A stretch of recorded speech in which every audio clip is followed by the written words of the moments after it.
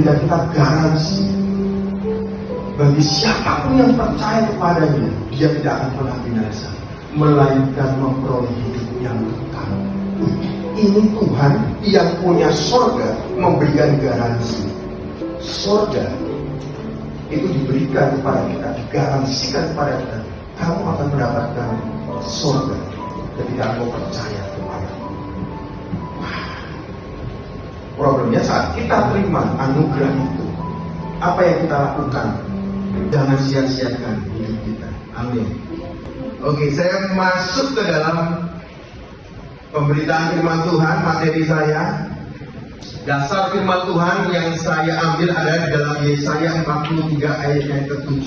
Dari ayat ini kita diciptakan untuk kemuliaan Tuhan. Amin.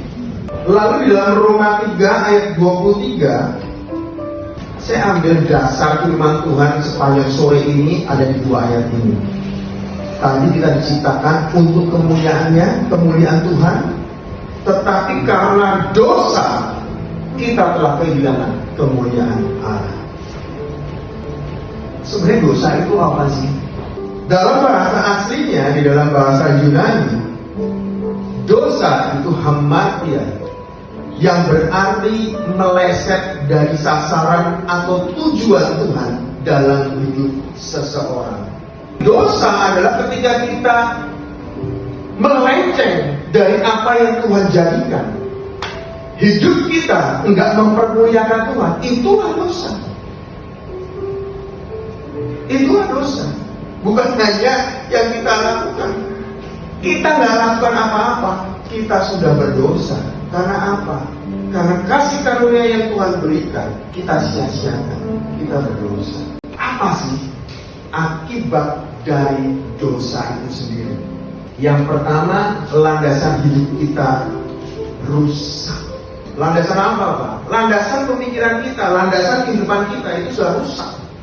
Kenapa? Karena kita akan mengikuti value-value atau nilai-nilai dari dunia. Apa yang menjadi landasan kita?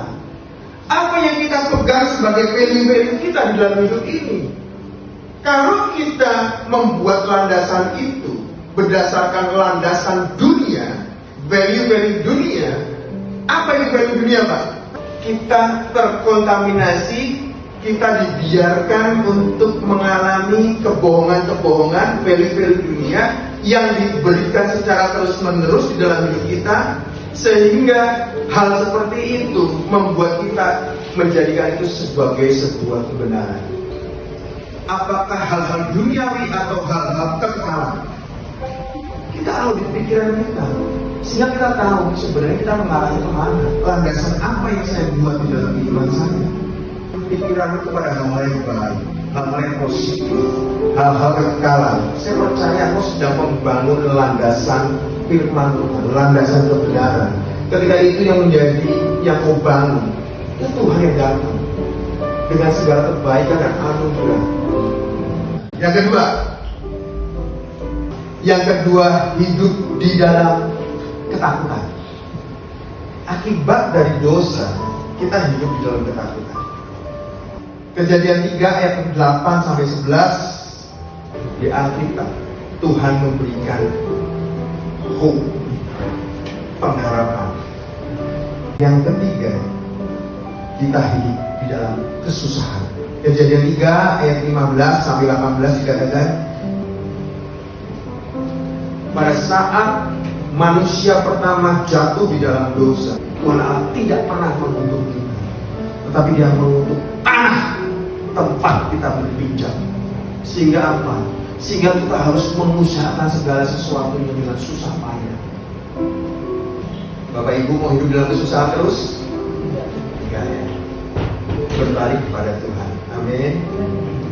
Yang keempat adalah kita mengalami kematian atau maut.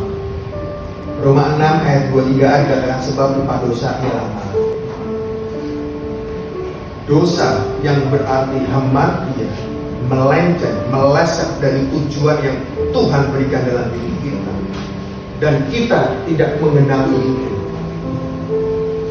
Mohon maaf Pak, kebaikanmu tidak akan menyelamatkanmu.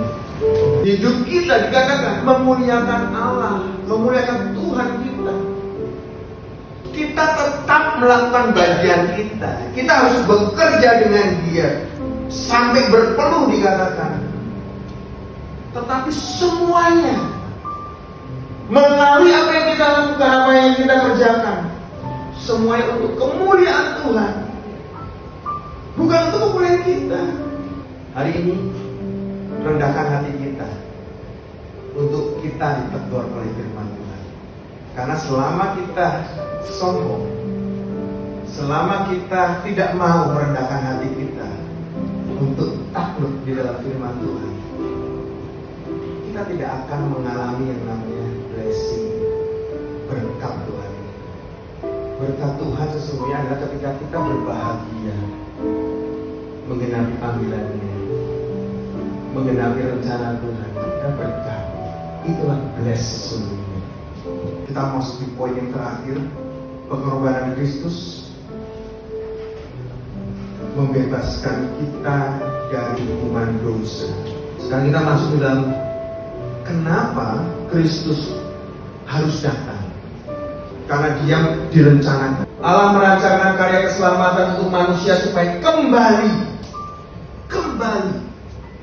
restore kepada rencana awalnya dan hidup di dalam janji-janji Tuhan. Apa itu janji-janji? Yang pertama adalah janji keselamatan, Roma 10 ayat 9. Yang kedua adalah janji pengampunan dosa, di dalam 1 Yohanes 1 ayat 9. Ada janji penyertaan, Matius 28 ayat 20b. Aku menyertai kamu senantiasa sampai kepada akhir zaman.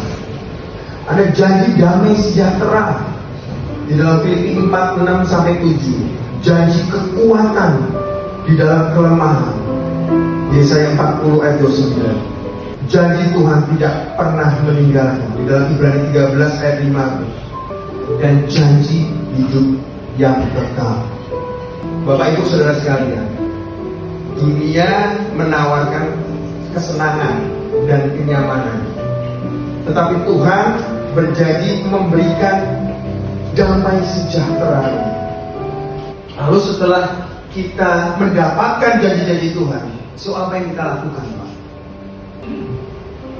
Hidup kita harus menang atas dosa. Kita masih hidup, Bapak Ibu. Itulah kesempatan untuk kita stop dan berpaling. Yang kedua, setelah kita stop mengakui meninggalkan dosa kita harus membaharui pikiran kita. Roma 12 ayat 2 dikatakan, kamu harus isi pikiranmu dengan firman Tuhan, sehingga pikiran-pikiran dunia, pikiran-pikiran dosa, ketika engkau terus tabur dengan firman Tuhan, akan terjadi pembaharuan pikiran. Yang ketiga, hidup di dalam roh. Galatia 5 ayat 16. Menjalani hari demi hari, bulan demi bulan, tahun demi tahun, dan di seluruh kehidupan kita berjalan sesuai dengan apa yang Tuhan mau. Dan yang keempat, yang terakhir, bersekutu dengan orang percaya. Amsal 13 ayat 20. Di dalam 1 Korintus 15 ayat 3 dikatakan, janganlah kamu sesat. Pergaulan yang buruk merusak kebiasaan yang baik.